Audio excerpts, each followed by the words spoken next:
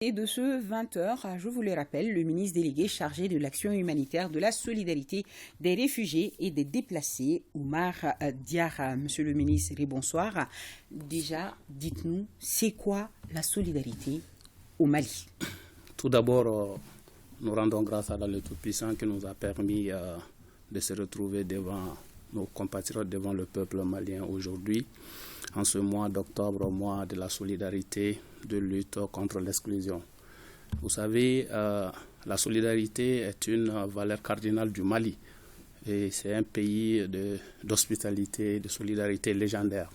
Donc ces valeurs avaient tendance à disparaître avec l'avènement de certaines nouvelles concepts comme la démocratie. Donc pour renouer avec ces valeurs, les plus hautes autorités de la République du Mali en 1995 ont décidé d'instituer un mois tout entier pour rappeler aux Maliens que le vivre ensemble, l'entraide mutuelle, de se soucier des plus démunis font partie des valeurs du Mali.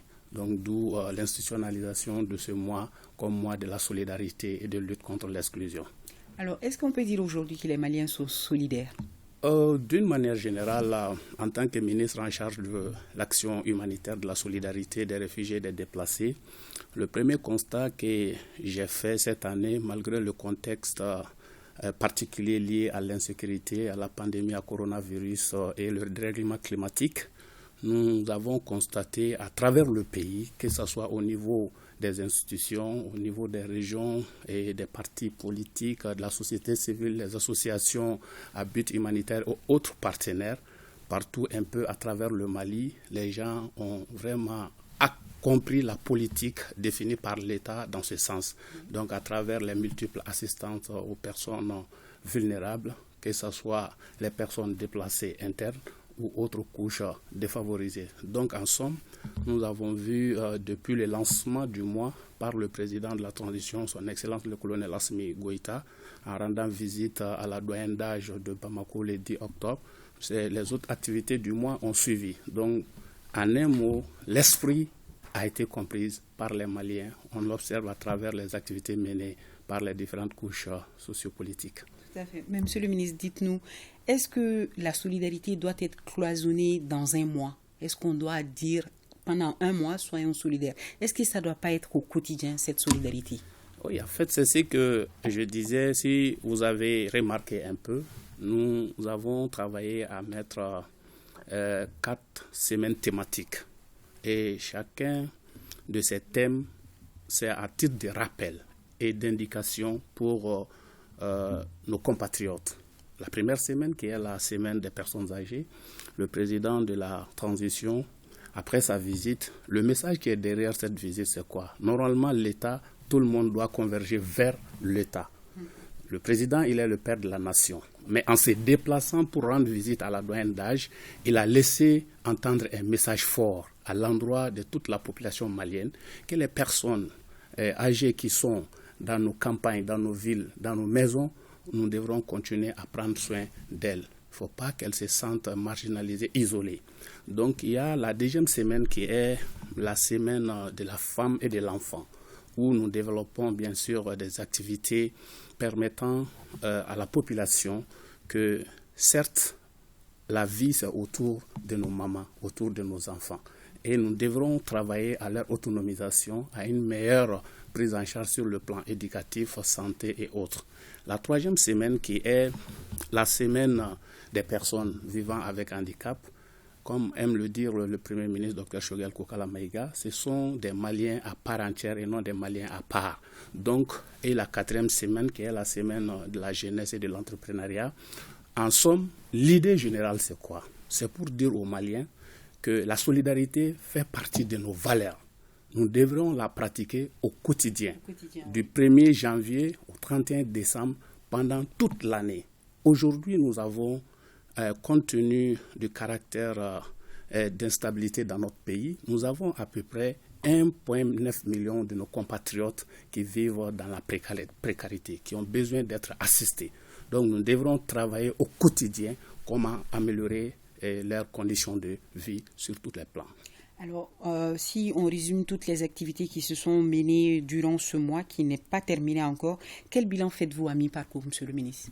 Déjà, nous avons connu, comme je le disais tout de suite, certaines difficultés liées à la célébration du mois. Vous avez vu que le mois a un peu commencé en retard compte tenu du dérèglement climatique.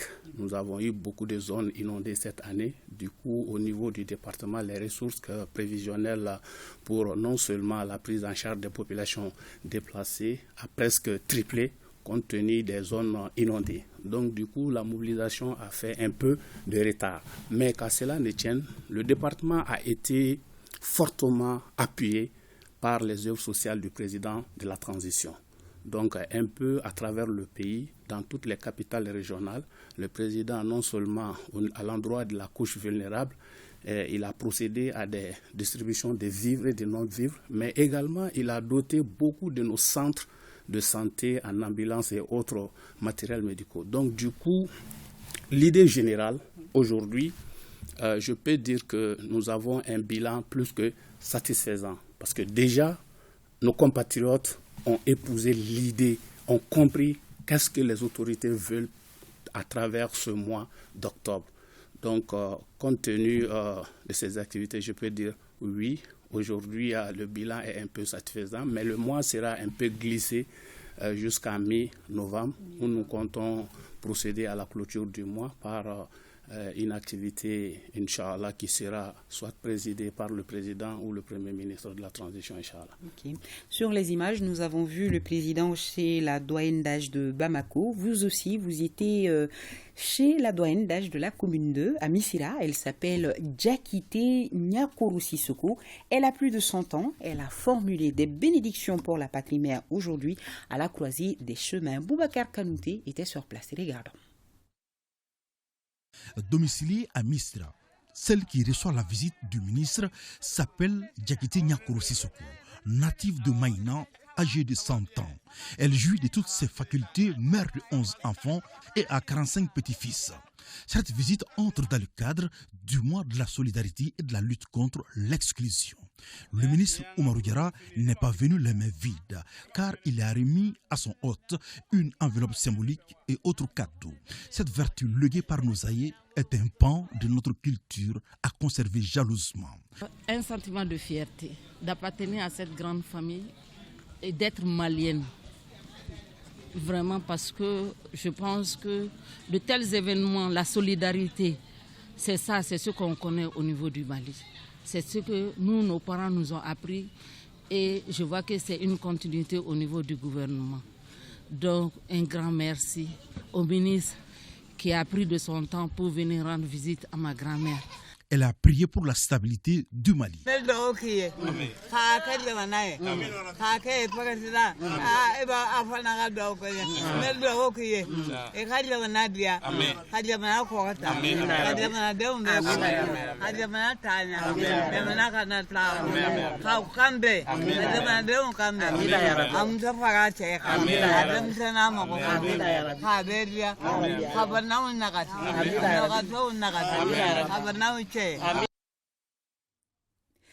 Voilà des images impressionnantes. On voit Madame Nyakoro, 11 enfants, une quarantaine de petits-enfants.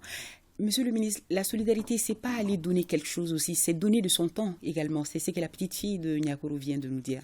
Exactement. C'est pour cela, nous, au niveau du département, nous sommes allés au-delà de l'aspect assistance continuelle à travers des vivres et des non-vivres. C'est surtout marqué de notre présence auprès de ces couches non seulement vulnérables, mais également de ces personnes âgées.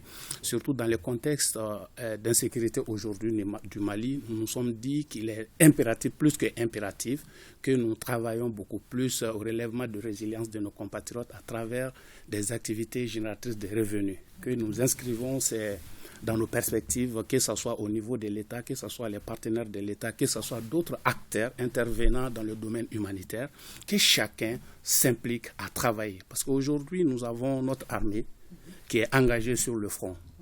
Et l'armée a besoin d'être appuyée par des activités concrètes. Parce qu'aujourd'hui, la guerre asymétrique, qui est la guerre contre le terrorisme, nous devrons tous ensemble travailler à détruire les sources de recrutement des terroristes. c'est-à-dire la couche vulnérable, les jeunes aujourd'hui qui n'ont pas d'activité, constituent des véritables nids de recrutement des terroristes. Donc aujourd'hui, au niveau du département, compte tenu du mois de la solidarité, nous avons invité l'ensemble des acteurs à travailler dans ce sens. Comme on l'a dit, c'est dans l'esprit des humains qu'on cultive la guerre, mais également c'est dans l'esprit des humains que nous devrons cultiver la paix. Donc raison pour laquelle le thème de cette année, par rapport au mois, nous avons dit la solidarité, facteur de consolidation de la paix, de la cohésion sociale et surtout de la refondation de notre nation. Donc c'est un ensemble d'activités que nous avons décidé de mener afin d'appuyer les efforts de l'armée. Alors, rapidement, Monsieur le ministre, quel appel lancez-vous à la population? Le mois de la solidarité n'est pas encore terminé. Nous devons continuer à être solidaires l'un envers l'autre. Quel message pour la population? Le message, il est clair et simple. Aujourd'hui, notre pays, ce grand pays, le Mali, héritier des plus grands empires, et depuis la rectification, l'espoir de toute une Afrique a besoin de la solidarité de l'ensemble de ses filles et de ses fils. Aujourd'hui, plus que jamais, l'ennemi est partout. Donc, il s'agit entre nous, Maliens, de rester solidaires à notre pays, de savoir que personne d'autre ne viendra faire ce pays à notre place. Le président, le soutenir aujourd'hui, ou soutenir le gouvernement, ou soutenir autre institution de la République est plus qu'un devoir. Aujourd'hui, c'est vital pour nous tous. Donc, j'appelle l'ensemble de nos compatriotes à saisir de cette occasion, de ce mois de la solidarité, de se pardonner, de regarder dans la même direction et ensemble, main dans la main, Inch'Allah, nous allons relever les défis de développement pour notre pays. Merci beaucoup, Monsieur le ministre. Au passage, vous avez un joli boubou. Il a écrit Mali là-dessus, la réalisation. Est-ce que c'est la solidarité envers le Mali aussi? Exactement, il y a même la carte du Mali, donc c'est ça aussi le Mali, Inch'Allah. Merci beaucoup. Voilà, c'était là notre invité de ce 20h week-end, le ministre délégué chargé de l'action humanitaire, de la solidarité des réfugiés et des déplacés, Monsieur Oumar Diarra. Merci encore une fois.